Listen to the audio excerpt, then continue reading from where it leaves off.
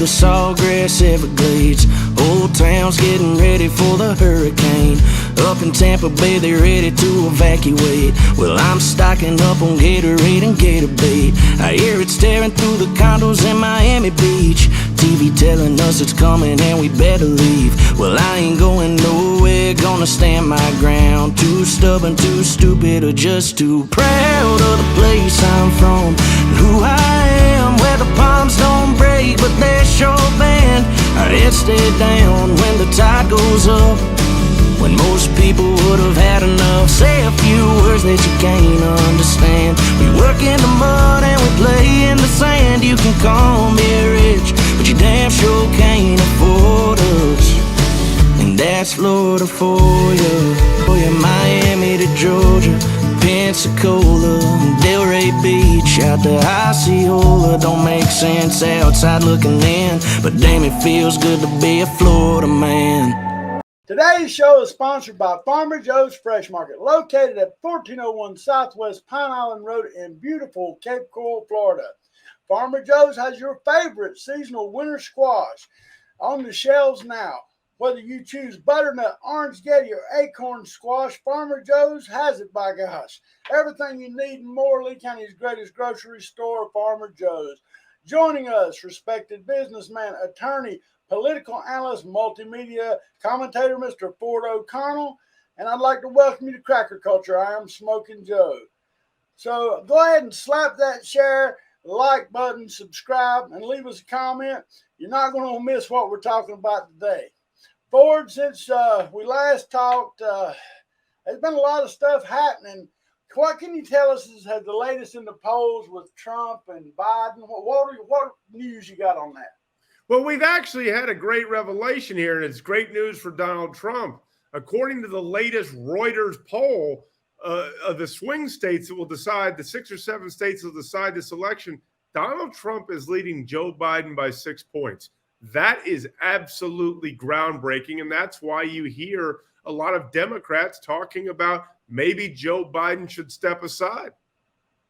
Well, you know, speaking of that, my entire life, you know, I grew up with the understanding that as Americans, we don't negotiate with terrorists. I guess Joe Biden don't agree with that. I want you to look at this clip. Crooked Joe Biden just agreed to pay a $6 billion ransom to the Iranian dictatorship in exchange for hostages. This is yet another Biden surrender and a further blistering humiliation of the United States of America to the world stage. But even worse, this decision will be extremely deadly.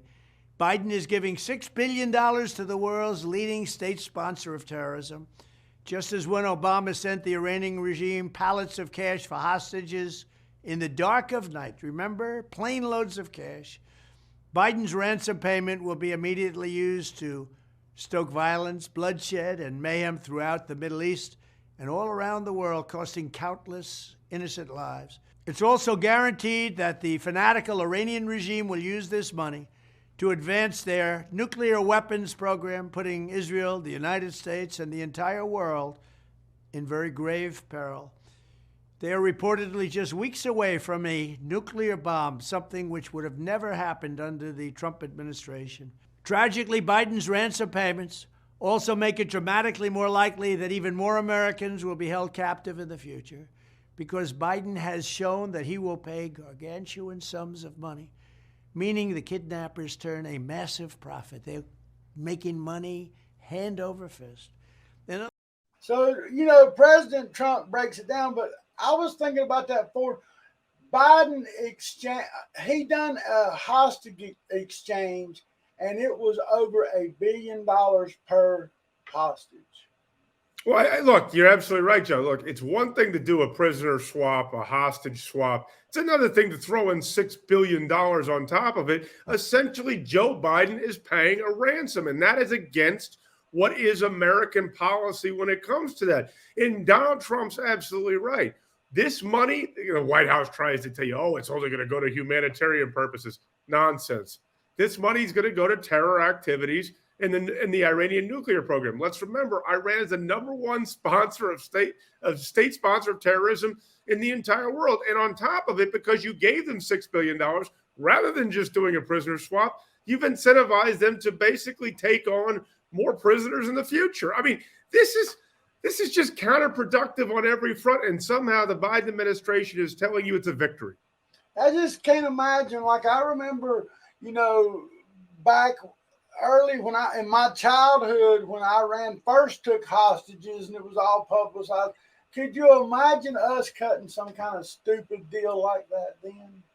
Absolutely not, because back then they feared us when we had the first Iranian hostage situation. But, there's something in here that isn't often talked about, because a lot of people say, well, that's a Republican talking point. No, let me tell you something. We gave a couple of $1 billion to Iran under Obama back in 2016. And what did they use it for? They used it for terror activities in Lebanon and Syria.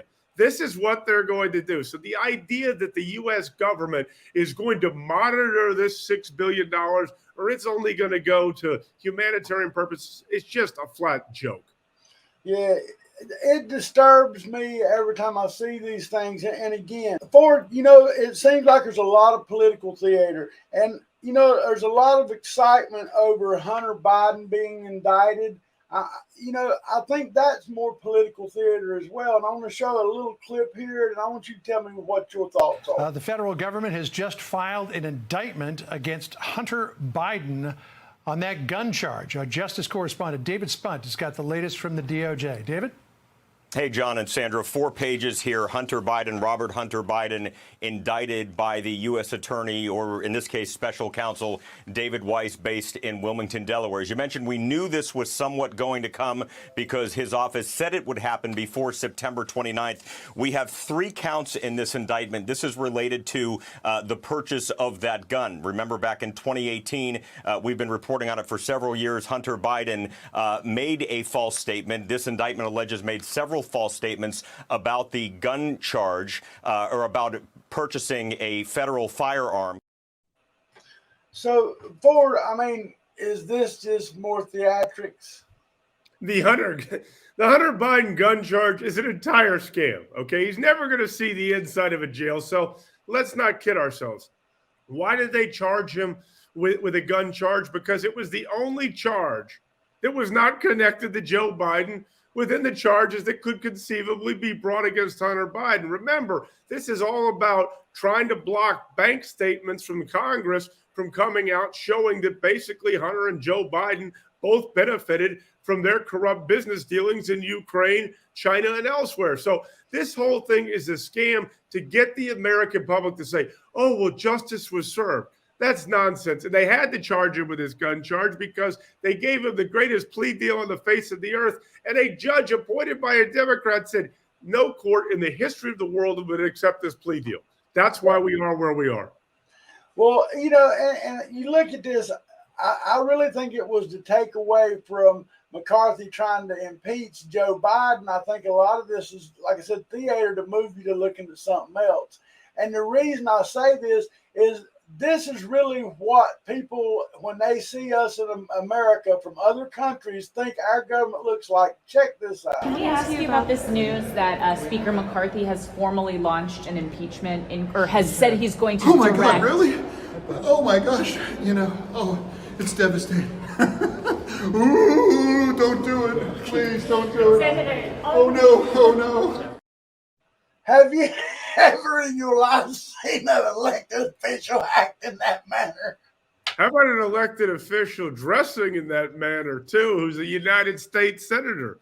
They changed the dress code for him, I heard. Yes, and they just lower the bar. Now, get this. Now, I want everyone to know this. Everyone's like, well, he had a stroke. We've had 5 or 6 senators have strokes in recent years. Nobody changed the dress code for them.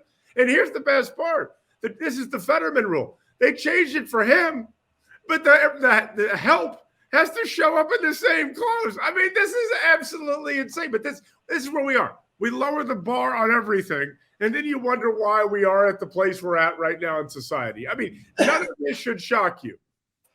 Well, here's my thing. I don't think they should have changed the dress code for Fetterman. Hell, Mitch, they didn't even move him from the stand. He's had 2 strokes while he was talking. I know. But I told you we've had Mark Kirk. You've had a whole bunch of people have strokes in the United States and they don't change their gun. This is where the Democrats are. I mean, it's unbelievable. They don't care. Look, if they don't care about the rules of the United States Senate, what do you think the chances are they care about the Constitution? Let's just be honest. They just don't care. They're making it up as they go. And then if you try to copy them, they'll say you're a threat to democracy. That's really what's going on here. Well, like I said, I do want to talk about, up in Pennsylvania and a little more serious. I'm very proud of the next clip that I'm going to play. The students at Milford High School, they got fed up with this wokeness poured into the classrooms, and they did it to protect the girl, from my understanding. They done a walkout to protest trans toilets, and I'm going to put this out where you can see that. Milford High School students staging a walkout Friday in response to the school board's bathroom restrictions that limit the number of students who can use the facilities to the number of stalls available. Nobody asked for this. Nobody but the few parents who complained to the school board asked for this. The board voted on the measure on Monday after a proposal was brought forth that would change the district's bathroom policy, which allows students to use whichever bathroom aligns with their gender identity. The proposal would require students to use the bathroom associated with their biological sex, male or female. While students agreed they do not like the current bathroom restrictions. We're all a high school, and the fact that you see this many people out here right now ready to kind of stand against the school board just kind of signifies that. Some have different opinions about what should be done to address the larger issue. As a female, I don't think that it's safe to have males in our bathroom. This is creating just a complex system of inequality within our LGBTQ plus students. Teachers, parents, and administrators tell News 9 they're happy students were able to come together peacefully. Proud of our students, I really am. This is what gets the attention needed to make a decision that's best for everybody. And I agree with that. I'm proud that the parents and the regular public are not going to stand up for the rights of these children. The children need to start standing up. So I applaud these students at this high school here in Milford, Pennsylvania.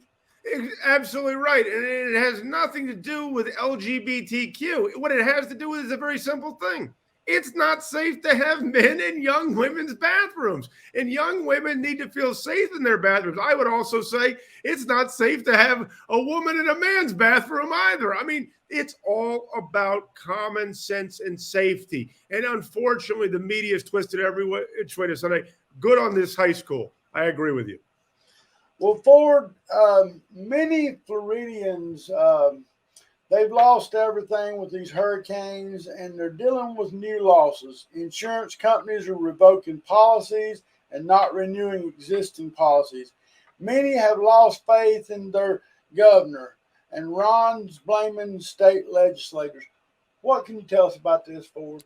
This is a very interesting thing.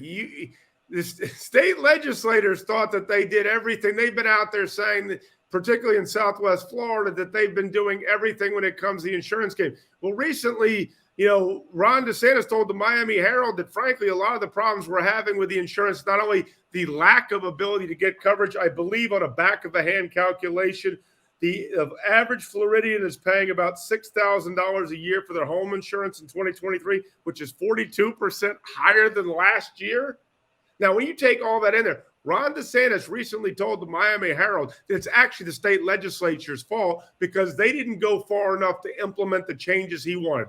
This is an issue we've had for 20 years, but now you've got Ron DeSantis blaming the state legislature and the state legislature trying to say, no, we're not to blame.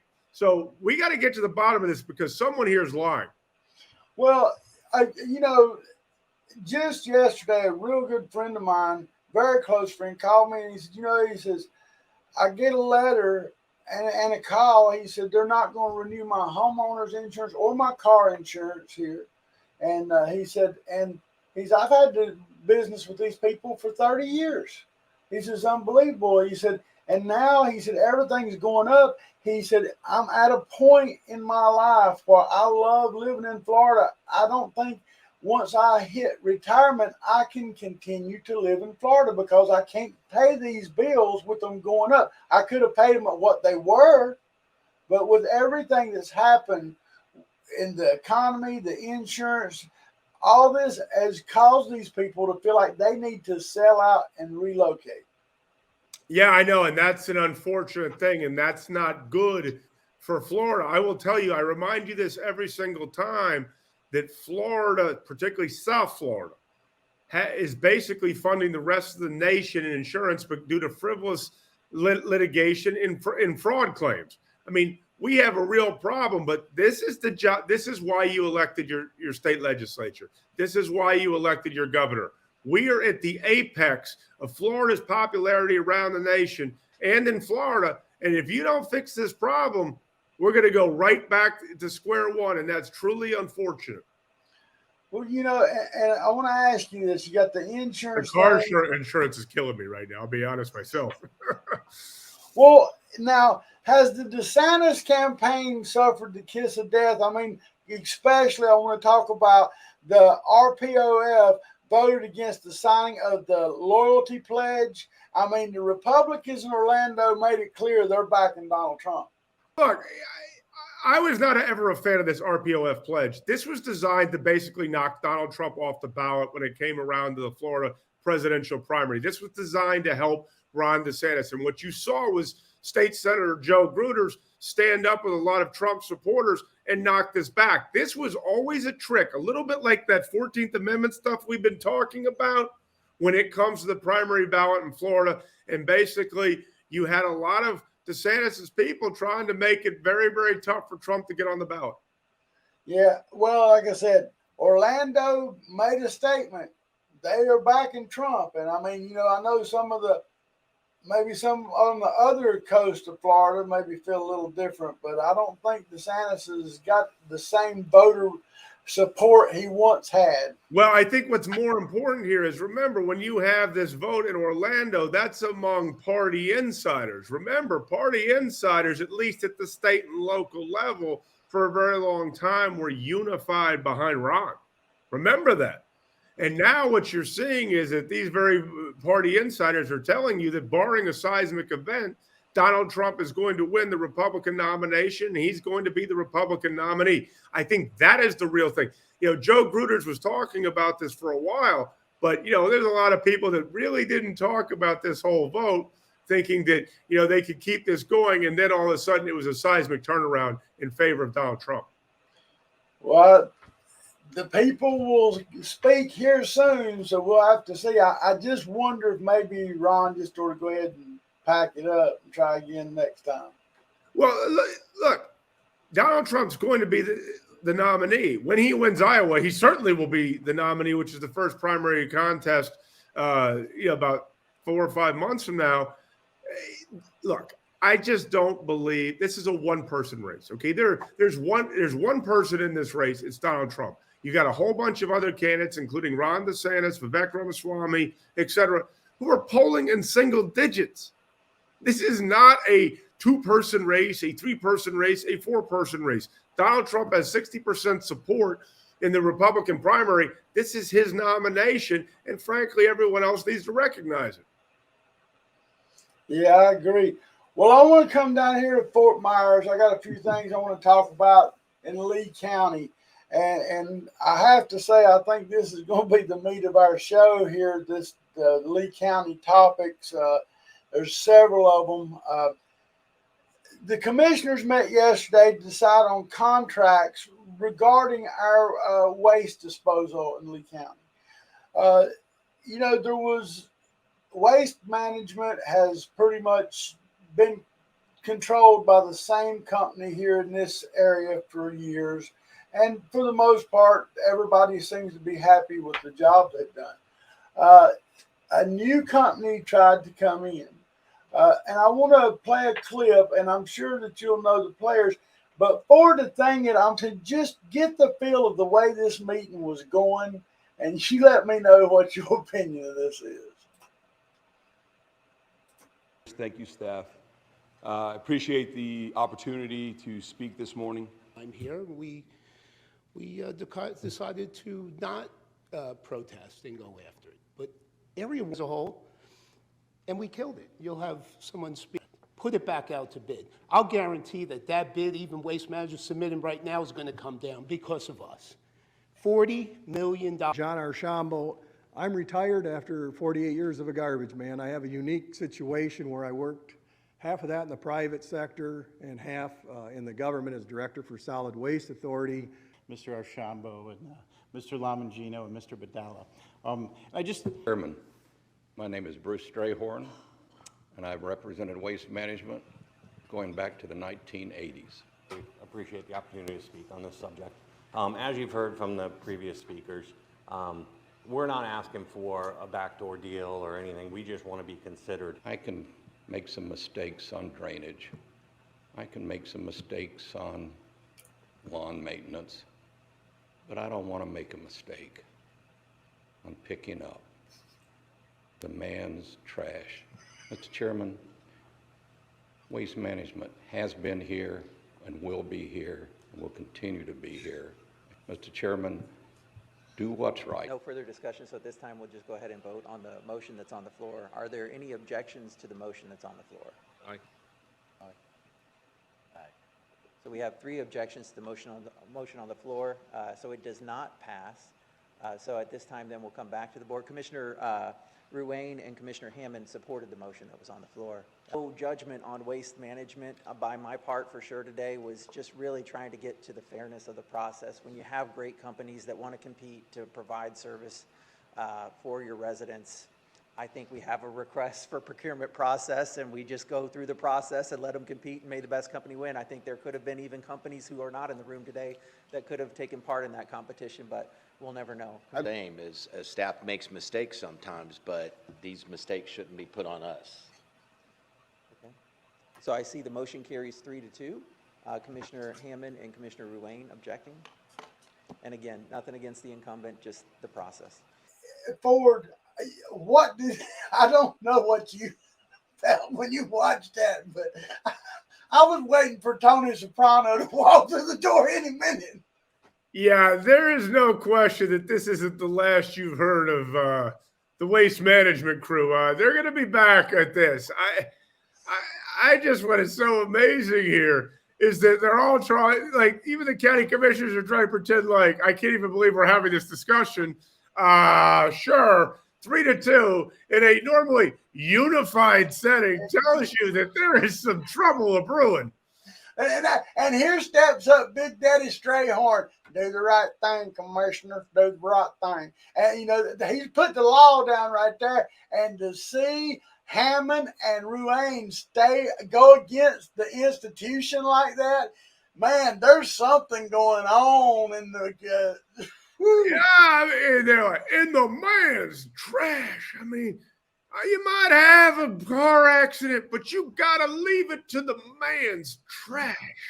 Man, I tell you, I would suggest anybody go back and watch the entire Lee County Board of The amazing part was how they were saying, literally, a hurricane could take your home away, but the man's trash. I mean, that is unbelievable.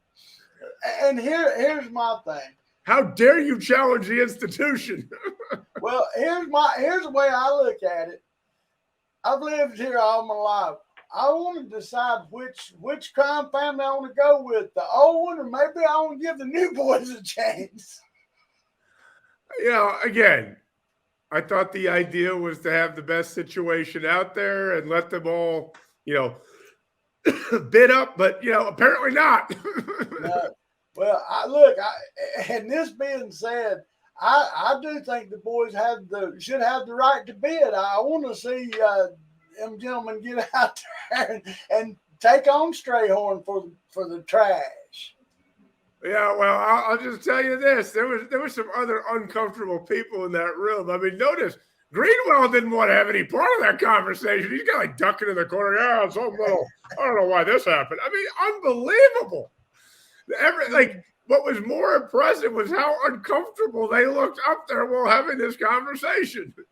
Well, I mean, realistically, you got to look at it like this. It would be like you had, you got both of the leaders of each crime family coming together, and you got to pick a family. That's the way it looked in there. And they were like, Yeah, I agree with you. I mean, there's a lot going on underneath there, particularly given the boys and girls who run waste management. Now that being said, to the boys and girls in waste management, I'm not saying y'all a crime family. Now I might be saying that about the other side. Well, that's the very interesting thing, and they found a way to, how shall I say, break up the Lee County Commissioner unity on this question. That was just it. Look, I've watched that meeting. It consumed a lot of my time. What else consumed a lot of my time? And I want to tell the folks what happened. I had a lengthy discussion with our fine commissioner, Kevin Ruane, about forensic audits. When he informed me that there was a forensic audit on the website, I told him it wasn't truthful. And I expressed that with his background in finance, one would believe that he'd know the difference. And I didn't do this to upset him, but, you know, the Commissioner Ruane, he started to seem a little bit insane about things, accusing me of spreading rhetoric and half-truths. While I was unimpressed with his personal interaction skills, I would like to, at this time, explain what an investigative forensic audit is. A forensic audit is a detailed examination and analysis of financial record transactions and other relevant data to uncover evidence of fraud, financial misconduct, and other illegal activities. It is often performed by a friend of an accountant and investigator to provide credible evidence that can be used in legal proceedings. I know for a fact that we do not have an investigative forensic audit on the website there. No, and look, we've discussed this in the past. What you have, and let me be clear, that they're pointing to that's saying it's a forensic audit, which it's not. You're correct, Joe. What they're saying is we've done an audit based on the procedures that are in place in Lee County. Well, guess what? You and I both know what we're questioning is whether or not the procedures in Lee County are adequate to catch fraud and cronyism. Is that not correct? Exactly. And here's the thing. And Kevin went on to explain to me that he had talked to Mike Gillimbardo, he had talked to Senator Jonathan Martin and the others, Adam Botana, and that none of them had asked for a forensic audit. They only asked for Kevin Carnes to do an audit to see if there was any misappropriation of funds or things like that. And he said, there's nobody saying there's anything wrong. I said, but they're questioning it, Kevin. I said, there's no difference. I said, maybe if I dumb it down for you, if I go to my wife and tell her that I would like a DNA test because I think she might have cheated on me and the baby might not be mine. And she tells me, well, my mother can tell you it's mine, and just accept that, that's not fair. There is suspicion. If Senator Martin, Botana, and the others, Mike Gillimbardo, have a suspicion, we deserve a forensic audit done by an outside investigator. That's exactly right. Look, that letter that we often refer to shows that there's suspicion. What they're saying is the current procedures in place in Lee County may not be detecting exactly what's going on. That's why they raised that little smoke screen, if you will, about it, or raised the white flag saying, hey, you know, there might be something here. And frankly, the question is, do you want transparency and accountability? And if you do, it's going to have to be done by an outside deal. Not saying, well, we gave it to Kevin Carnes. That's a misnomer. That's what Democrats say when they're trying to hide something. I agree, Ford. I just, like I said, and I know that maybe when I ask for a forensic audit, maybe Mr. Rain thinks that's a personal attack. It's not. I've asked for a forensic audit from the Lee County School Board for a better part of 2 years. I want some checks and balances. That's it. And I think you've asked for an audit from every place except for maybe the sheriff's department. So, yeah, right. I mean, you are consistent. You're not targeting Kevin. you're not doing anything. This is about good government and accountability. And I think that's important because a lot of people don't know. It's not just the county commissioners. Just recently, you've been on the county commissioners about this. You've done it with the school board. We talk about it all the time with different disaster funds. I mean, come on. Well, and again, I hope that we can get answers, and I think that there's more. As Mr. Wayne told me, only a minority few are asking for this.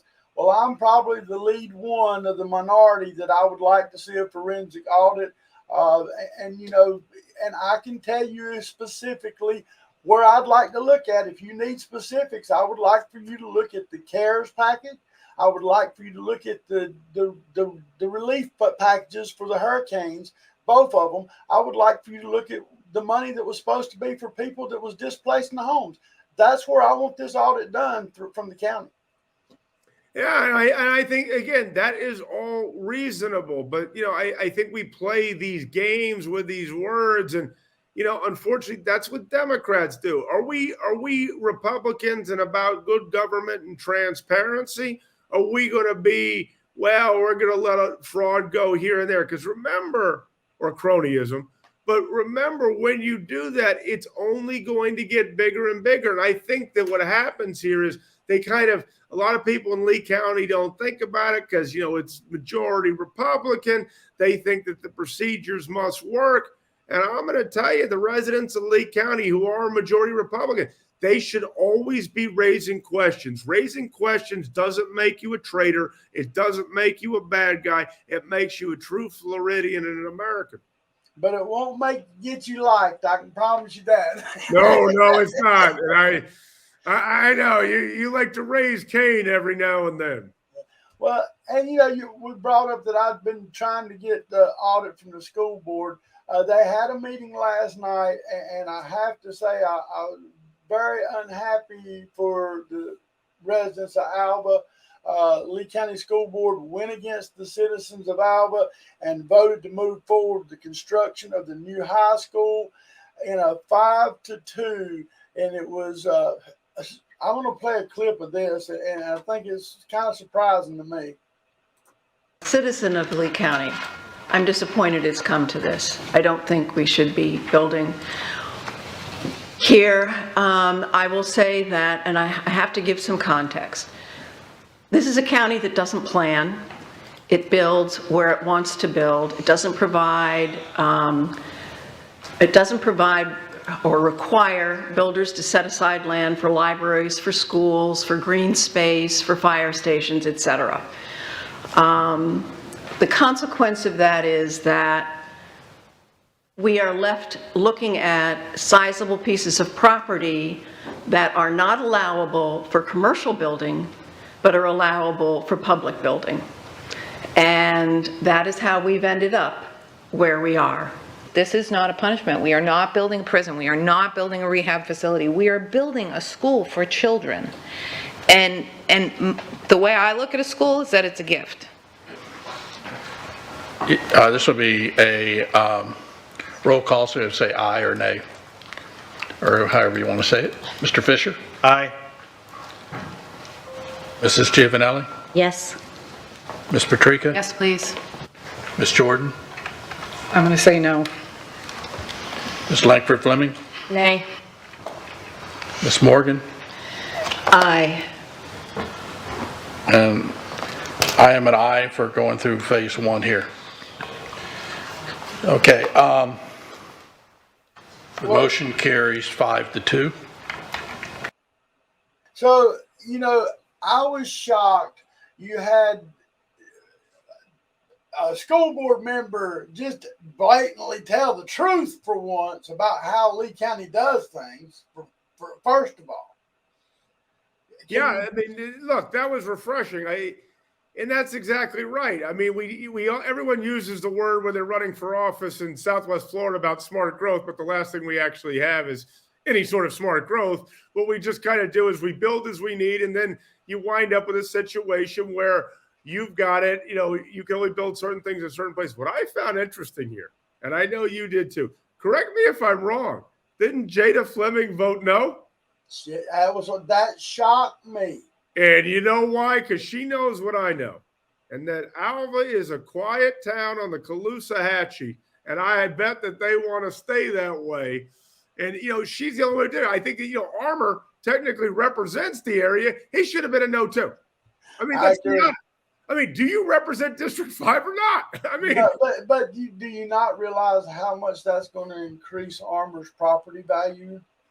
Well, of course. I mean, that's the other thing. But Jada was being honest among, how shall we say, the establishment there about what's going on. You had one person telling the truth, but then you had Jada making a truthful vote in terms of best representing the people in Alva. Well, like I said, I wished I'd have had more time to show the whole meeting. The Alva people were outwardly expressing their displeasure to the board. Even, you're not supposed to have any outbursts during the meeting. They didn't care.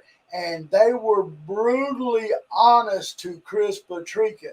And it was just, I couldn't believe, I know those people left disheartened, but I give them credit for trying to stand up for it. And look, I give Jada credit. I was so shocked that she went against the other institution and tried to do what was right. And I think that's right. I mean, look, this has been a bad few months here in terms of government and when it comes to Alva. They get slammed with a school. I love how Armour's like phase 1. They get slammed with a school. Then you've got the whole sort of building, shopping mall thing. I mean, the one thing I know, because I told you when I ran for office, I went up and down Alva. The one thing I know about the people that live in Alva, they want it to remain Alva, or they're not going to live in Alva any longer. They like that quiet town, that little community that knows each other on the Caloosahatchee, and they want to stay that way. But I'll tell you, the developers ain't feeling that. Ford, it's just going to keep getting worse until the entirety of the community gets fed up. It can't just be a handful from Alva Inc. It's got to be the entire community. I mean, there's plenty of us rural people. Slap an ad valorem tax in Lehigh Acres, and you're going to have just enough people in District 5 going crazy. And when I say it from that level, but I mean, that's the whole point. I mean, you've got 2 people in District 5 already. You've got Armour, and you've got Mike Greenwald doing everything that District 5 doesn't want done. And the worst part is, it'd be one thing if they were commissioners from another area. But they're from that area. Voted against everything possible in every vote they've made, at least when it comes to expanding lands and building schools. That's only going to enrich them personally. They say the ones that'll hurt you most is those who are close. Yeah, but I mean, this bringing it to a whole new level. I you know what? You're right. I got to tip my hat to Jada. I'm kind of impressed that she, being from the area herself, she knew. Look, if Jada ain't done nothing right, that was right for her to stand up against that last night. I give her good job, Jada. I got 2 more stories I want to go over forward, and both of these stories are kind of heartbreaking. And the one story it's really close to home. When I say close to home, I'm talking about it was my neighbor. It was about 4 or 5 houses down. I'm going to play a clip, and then I'll tell you a few things about it. Were heavy and tears flowed at the candlelight vigil for a 15-year-old boy killed in a hit-and-run crash. Family, neighbors, and strangers gathered in Labelle to pray for Eduardo Escobedo. The driver who ran down Escobedo and left him to die is on the loose. All new Wink News reporter Rodaris Richardson joins us in the studio. And Rodaris, you talked with the boy's mother, who just wants closure. That's right, and the mother is searching for answers after her son was hit and killed by a hit-and-run driver last week. Tonight, she says the only way that she can grieve properly is if the driver is caught. No mother should have to bury her son. Mi hijo era un buen niño muy obediente. The harsh reality Juani Escobedo now has to face after a hit-and-run driver crashed into her 15-year-old son, Eduardo Dayan Lopez Escobedo, on Thursday while he was riding a bike along Case Road, a tragedy he didn't deserve. Muy cariñoso. She says Eduardo was a sweet boy, always willing to help. Tiene una hermanita en especial. He leaves behind his 3-year-old sister, who his mom says he loved and cared for so much. Florida Highway Patrol shared this image of the vehicle they say they confiscated in connection with the crash, a white Toyota SUV. Aparte de todo, ¿cómo es que She says, how is it possible that the driver ran over her son and fled the scene? yo no entiendo esa parte porque mi niño se fue en bicicleta? She doesn't understand why her son was on a bike on this road. She says it's not something he usually does, but that she knows her son did nothing wrong. Because on this road, there isn't a sidewalk and speed has always been a problem here. Porque nadie se encarga de venir a hacer una seguridad. She says, why isn't there more security on this road? In the midst of all this pain, she has one request from the community. Que me ayuden a hacer oraciones por mi hijo. To pray. Aunque no me conozcan, no conozcan a mi hijo, ayúdenme a rezar por él. She says, even if you don't know her, please pray for her son. Pray justice is found. Now, Ford, that's a sad story, and my heart goes out to the Escobedo family, but they're right. We have, it's a rural area. We have all types of animals. We have children. Luckily, my home sits far enough off the road that my children don't get close to the street. But I can lay in bed at night and I can hear them racing up and down the road. Yeah.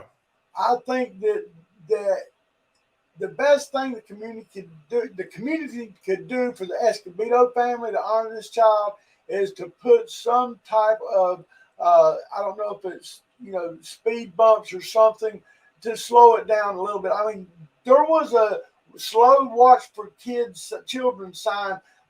20 foot from where he hit this kid, and a witness said that the car was doing close to 100 miles an hour. Wow. I mean, you're right. Look, number one, we need to find the person who killed his son to do justice. But again, the learning point here is how do you fix this in the future? And I think you're right. This is what, people need to be looking at with your county commissioners is how can I make these roads safer, knowing as we're getting larger in population, you're going to have children out there playing. You already had a children playing sign, to your point. There needs to be more done. It's not enough. This type of situation is unacceptable. And, I want to know why, not to get off topic, because this is a tragedy. I want to know what the motivation was of the driver. Did the driver not see the child? Or was this a situation like in Las Vegas where people are just mowing people down just for giggles? I mean, this is terrible what's going on. This is a problem in Southwest Florida. This problem is growing nationally because, again, I understand accidents, okay? But you shouldn't have this accident like in this situation. We're going to assume that, but you've got people now that just don't care anymore. Well, and my thing is the time of day of the accident was it was a little after 7:30. It was still light out. The child would have been visible, but I don't know that it was malicious. I hope that it wasn't malicious, but either way, the person's a cowardly murderer because they left this child in a ditch and did not render aid or seek any type of service. And that I could never forgive. No, I hear you. That hit and run in that type of situation is terrible because you're trying to cover up a crime, and we've already had a tragedy with a loss of life. I have one question, though, and that is they have a white SUV. Is this a stolen car, a rented car, or what is it? Because if not, how do you not know who the driver was? Or at least do you know who the owner of the car is? No, I agree with what you said. I was thinking myself, surely the person didn't take the time to wipe their prints and everything off that vehicle. They're bound to have some type of evidence that we can hopefully get some justice for the Escobedo family. Absolutely. Well, the final story, Liare Lightner, she's a popular social media influencer. Her son, Frankie Alvarez, was placed on life support due to injuries sustained in a vehicle accident. When Lightner asked to have Frankie moved to Ryder Trauma Center at Jackson Memorial, a call to action for support to influence Gulf Coast Hospital here in Fort Myers to not remove Frankie from life support. I have received notification that with the support of those who spoke up in support of Frankie, arrangements have been made and to move Frankie's, and they're safely underway. I do have a clip. Hey guys, this is Liare Lightner. As you can see right here, this is my son, Frankie Alvarez. He's 21 years old. He was in a motorcycle accident on Saturday, not even 3 days ago. And what is going on is that he is at Gulf Coast Medical Center, and 2 doctors told me that he is brain dead. They did a scan, they told me he's brain dead, and gave me 24 hours to disconnect my boy from the ventilator, okay? I don't want my boy to be disconnected from a ventilator. I want my boy transferred to a Trauma 1 level unit at Jackson Memorial. I have my attorney filing motions right now. This hospital literally wants to take my boy. They told me we can give you 24 to 48 hours to be with him. They didn't even give me time to fly his fiance here. They were like, no, 24 hours, and 24 hours to pull the plug. Why are you in such a hurry to pull my son's plug? You're not paying for his care. I'm paying for his care. So I need everybody to share this. I need everybody to call whoever they need to call so my son gets transferred. Again, Gulf Coast Medical Center in Fort Myers. He is in the trauma ICU. He's 21 years old. He is super healthy. He had organ donor on his license, which I removed from his file because you're not going to be harvesting absolutely a single thing from my son. And in Jesus' name, he will live. I just need a chance for my boy. Please share. Now, I don't know if you're familiar with Liare Lightner. She has a huge social media following. She's a very outspoken religious woman. I did contact the hospital on this yesterday when she put this call to action out. I did not receive any information from the hospital, which I didn't expect I would. Ford, have you heard? Are you familiar with Liare Lightner?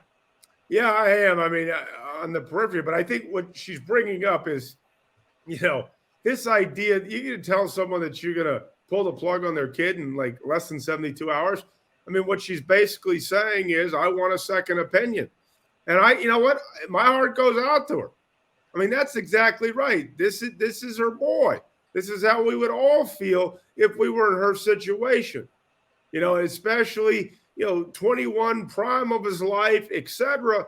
Again, you want a second opinion. And the fact of the matter is, this is why I don't check organ donor on my license either.